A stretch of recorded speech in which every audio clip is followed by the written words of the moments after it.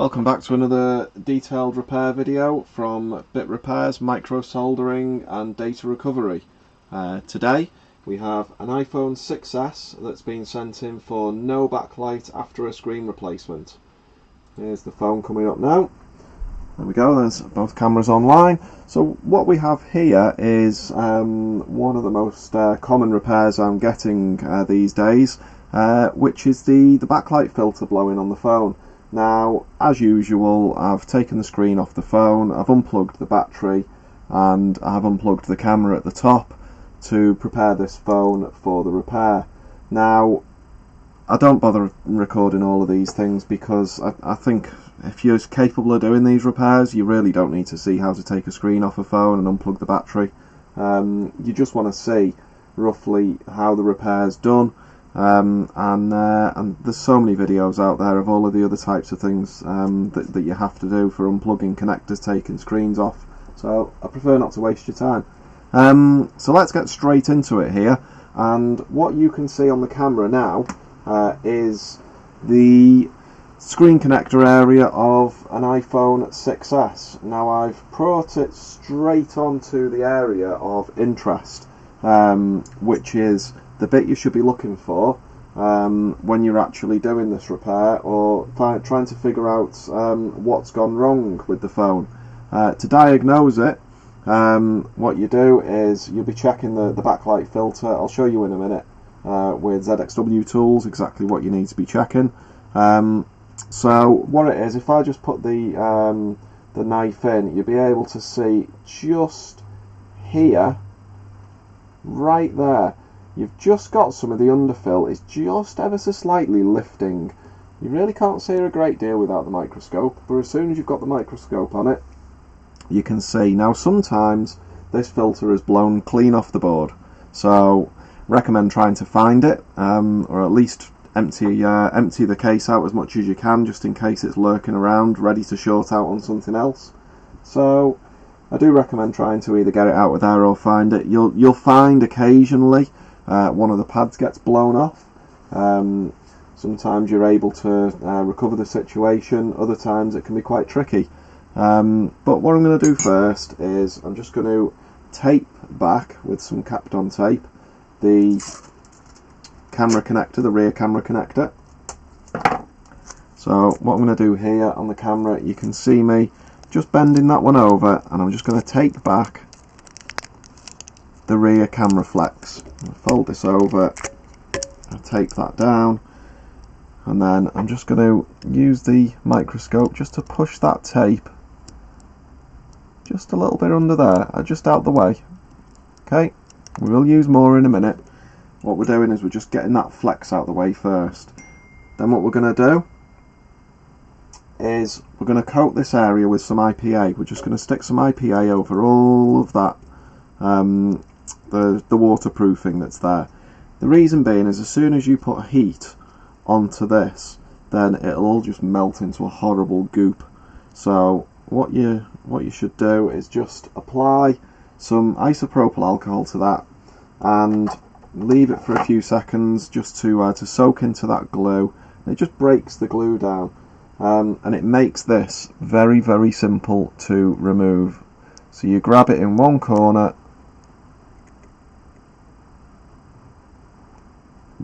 and you just slowly start lifting. You're not putting a great deal of force on it because you'll just snap it and you'll end up taking it off in 100 pieces. If you're very careful and you take your time, you know, like those stickers you get that are on things, and sometimes, you know, on plates, when you buy plates new, if you rip one of those stickers off, it's an absolute nightmare to get it off in one piece. But if you're very patient, if you just take it off slowly, you'll see it comes off in one nice piece, and you can stick it straight in the bin. I really have never tried to stick that back on again. I can't imagine how faffy it'd be to try and get that stuck on. So what I'm going to do now is I'm going to get the hot air on. I'm going to start at 100 degrees. I'm going to dry off the alcohol that's there now. Now this repair I do board in. Whether it's right or wrong, I've done this board in for a long time and I've never had any problems. As long as I insulate the area nicely, then I never have any problems leaving the board in here. So what I'm going to do now is, first of all, we're going to clear off the area where we're going to do our work. So let me just make sure we can see it properly. You can see what you're looking at there. Right, that's the area. So I've just got a bit of heat and I'm just going to pull back.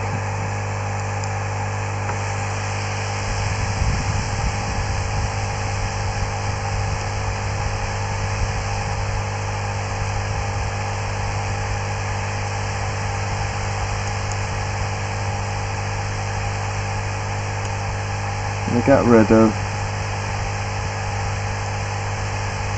just the underfill, just from around that component.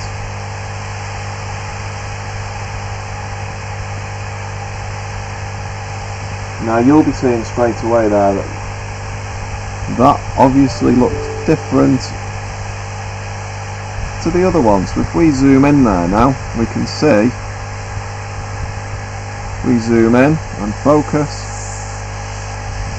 we can see why it looks different, because as soon as I took that underfill off, as soon as I removed that underfill, you'll see immediately, immediately as soon as I removed that underfill, the component just flew off, flicked and got blew halfway, probably halfway across the room. So I'm just going to keep on getting rid of some more of this underfill, just cleaning the area up. I like to have a nice clean area where we can work. So I can't really test if that other component was faulty, but I guarantee you, I mean, I put lots of money on it, that that component was indeed blown, because it literally flew off the board. I didn't even have to try, I just literally ever so slightly touched it and it just disappeared. So really, if I do it to one of these, you know, these are all in place, that they're all not faulty, they're all fine.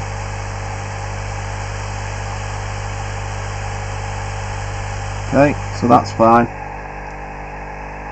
What I'm going to do now is I'm going to get some more IPA on that area. I'm just going to clean it up slightly.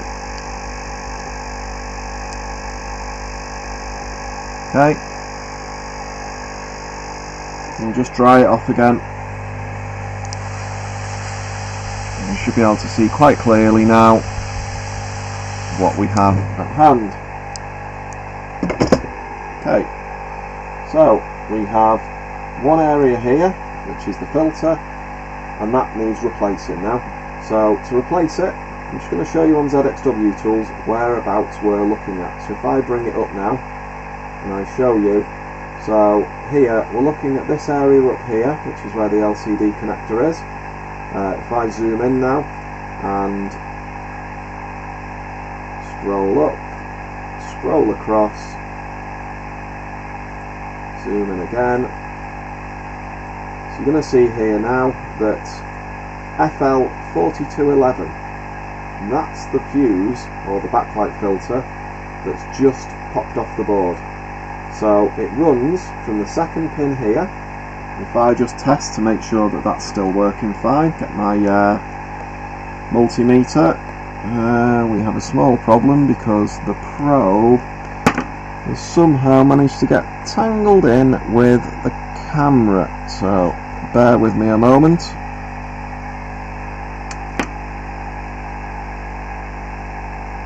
There we are.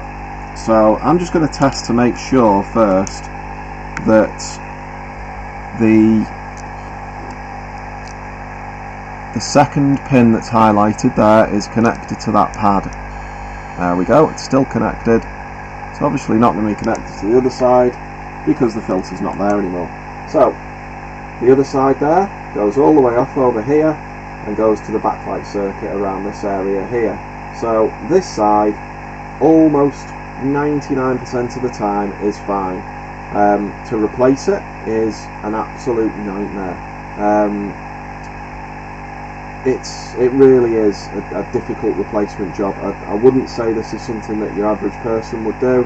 You have to be a highly skilled micro solderer to be able to replace this area here, because not only is there underfill on it, but it's quite a dense underfill. It's like an epoxy, so you have to heat it up to get it off. And every time I've tried to just replace these components here, these are your diodes, your backlight diodes. This is your coil down here. That's your capacitor there. So every time I have just replaced coil, diodes, and capacitor, the IC's also blown. And there's also been a problem with this one, this coil down here. Every time I've had to literally windshield wiper, windscreen wiper, whatever you want to call it, just obliterate the whole backlight circuit, take it all off and put it all back on again. But that is quite a rarity. Fortunately with the 6S it's not as common as it was with the 6. The 6S, almost always it's this filter up here. Now you could bridge it with a piece of solder. The problem is you have to get the old components off first. Now to get the old components off and put the new one on, or to get the old one off and put a piece of solder in, is as difficult, if not more difficult, than just putting the correct components on in the first place. And if someone blows this backlight again in future, you really want to have the filter in place so that it can blow.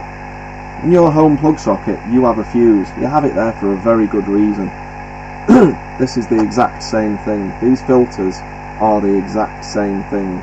So what we'll do now is we'll go back to, we've seen the component that we're replacing, which is this one here, FL4211.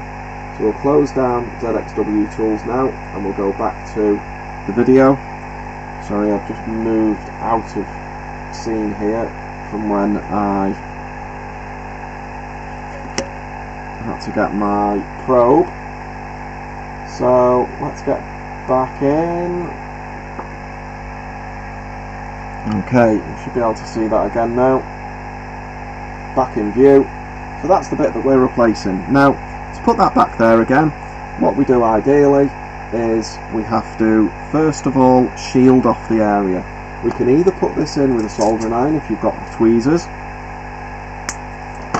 However, I prefer to use hot air for it, and to do that you have to just isolate the area first. So I'm going to thoroughly isolate that area. So straight over, straight under, get another piece over the top here. Okay, another piece of Kapton tape there. Okay. I can tell I'm taking my time for this video because my hot air's just gone into standby, and that very rarely happens while I'm doing this filter. I can replace it quick enough that the hot air doesn't go into standby.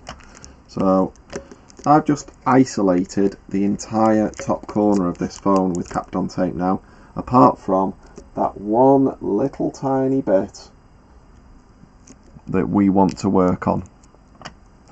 We can see that. So what we're going to do now, we're going to get some flux, and we're just going to dab that area with flux. Okay. Then we're going to turn the soldering iron on, and I'm going to get a little piece of solder, a tiny little piece of solder. I'm going to turn this round, this board. Okay. Should be back into view there again now. I'm going to turn this board round. The reason I turn the board round is just so that I can get the soldering iron in better. So that's saying plug.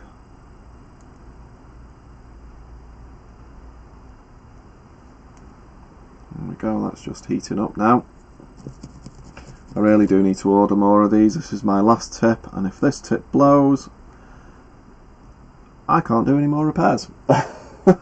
So it's as simple as that. I really do need to order more of them. Okay. The problem I've got here again, as I always say, is I really can't see very well whilst everybody else can see, because I have to turn off one of my eyepieces. That's focused now. So what I need to do now is just add a tiny bit. That's still on there. I have to add a tiny bit of solder to this area here. Okay. So what we're going to do is we're going to just put the soldering iron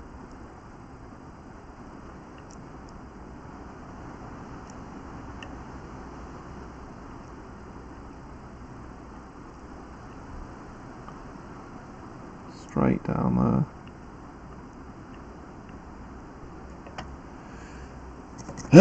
So you'll see we've got one of them already. One of those pads is perfect now, the other one is not quite perfect still.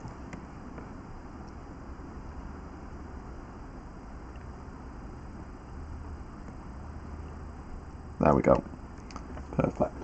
So you can see there, we now have two little nice shiny domes. A nice shiny dome will accept solder perfectly. That's how you need to get them before you even attempt to put the new component on. As soon as you have two nice shiny domes like that, you're perfectly ready to instantly get the next component applied.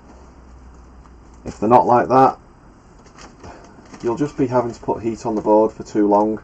You really want to have the heat on the board for seconds, a few seconds. That's all you need. Just enough time to get that component on. Right, I'm just looking for the right component now to replace it with. Okay. You can buy these components in bulk from DigiKey, Mouser, all the main suppliers. You just have to know what you're looking for.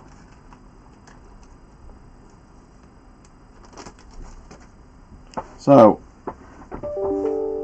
if you do a search for what you've got on the schematics for the components, you just look on DigiKey or Mouser for that component, and you can buy these for pennies, literally pennies. You can buy 100 of them. It's not the replacement component, it's knowing how to do it correctly that the value of the repair is. So when you're doing these repairs, the value comes from knowing how to do it, and how to do it professionally, and how to do it well, and not damage anything else at the same time. You're not damaging any connectors, you're not damaging any other part of this phone, you're just replacing the one bit that needs to be done. So we'll wait for this to heat back up again. So what we're going to do now is, we've got that component in place, and what we're going to do is we're going to get the tweezers. I'm going to hold it with the tweezers, and I hold it into place over those two blobs.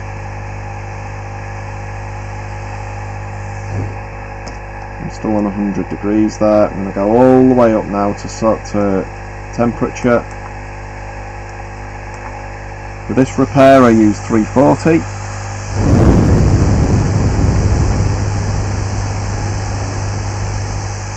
Okay.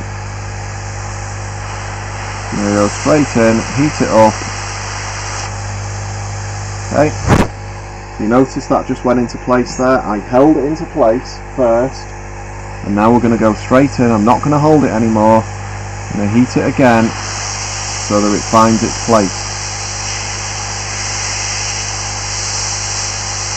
Okay.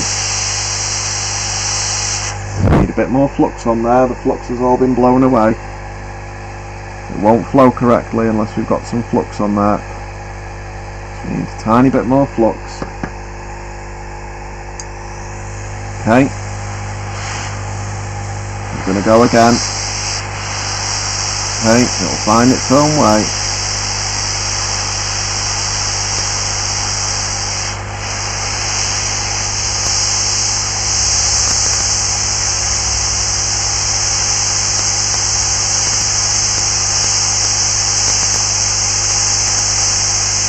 That's it, we're done.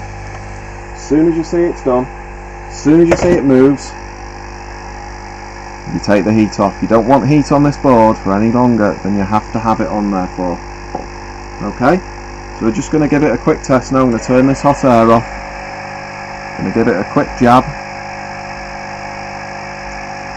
Okay, and that's perfectly in place.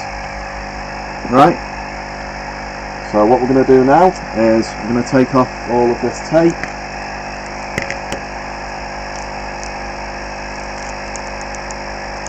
Come around the area, all of this protective tape.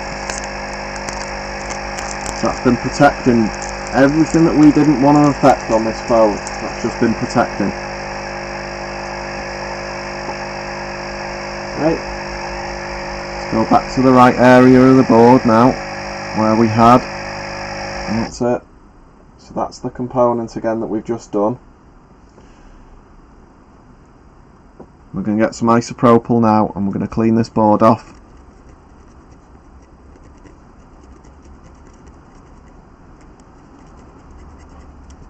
And clean all of this flux off the board that we've just left behind. Like I said, the board stays in the phone. We don't take the board out of the phone for this repair. We're limiting the amount of flux we use. We're limiting the amount of things we're having to do on this board, so that we don't have to take it out. Like I say, you know, this is a business for most people. You have to have quite a high turnaround to make it pay. So if we can leave the board in, we'll leave the board in. If anything else goes wrong with this, if anything has to be done that takes longer, then unfortunately we are going to have to take the board out. Okay, so that's that area done. I'm just going to get a little bit of hot air on there, only at 100 degrees. We're not soldering temperature now. 100 degrees. I'm just going to dry the area off. Okay, and get that little bit of fluff out of the way. A little bit of fluff. Fluff. There we go. A bit of fluff out of the way. Right, I'm just going to zoom in now, and I'm going to do an inspection on this. I'm going to zoom right the way in. We're going to do a thorough inspection of that to make sure it's how it should be. There we go. Got a nice joint there. We've got a nice joint at the top there. I've scratched the board ever so slightly. Doesn't matter. I really don't like doing it, but it really isn't going to affect it at all. Okay, so that is the backlight filter replaced. Let's just test that the filter is fully functional. Well, not fully functional, but at least working. So go on to there. Okay, so the filter works. Okay, we haven't got access to underneath the CPU shield in order to test how it connects all the way through, whether it goes through to the other side. Let's just hope it's okay. So what we're going to do now with this is we're ready to plug the camera back in again. That's okay. We're ready to plug the screen back in. So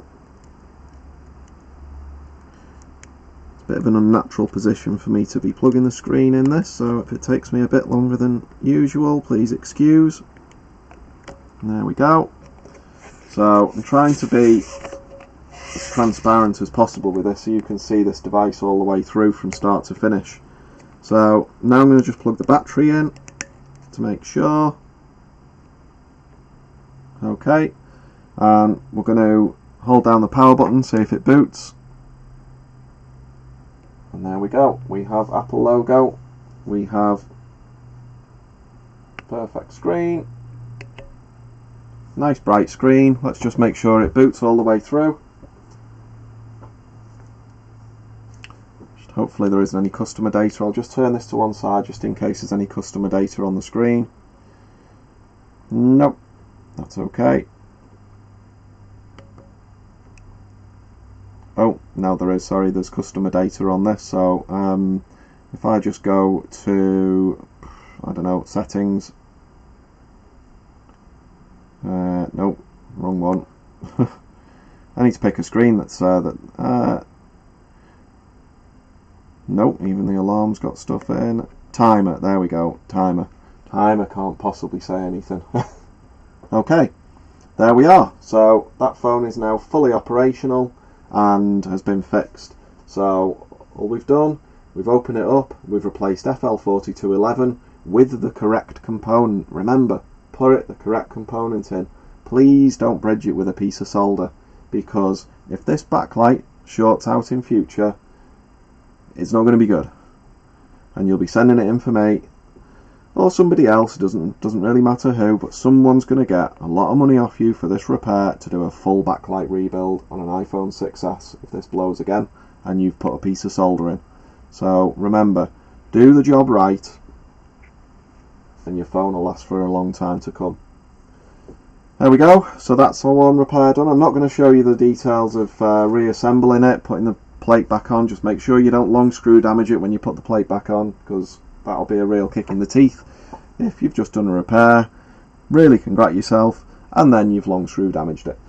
Well, thanks very much for watching. Hope you all have successful and fruitful repairs, and please like, comment down below, subscribe, most definitely subscribe, because there's going to be more of these videos coming. We're going to have pretty much every type of repair I do on these phones. I'm just going to post videos for them to help everyone out and show you exactly what I'm doing on a daily basis. So thanks very much for watching, and I hope you all have a good day.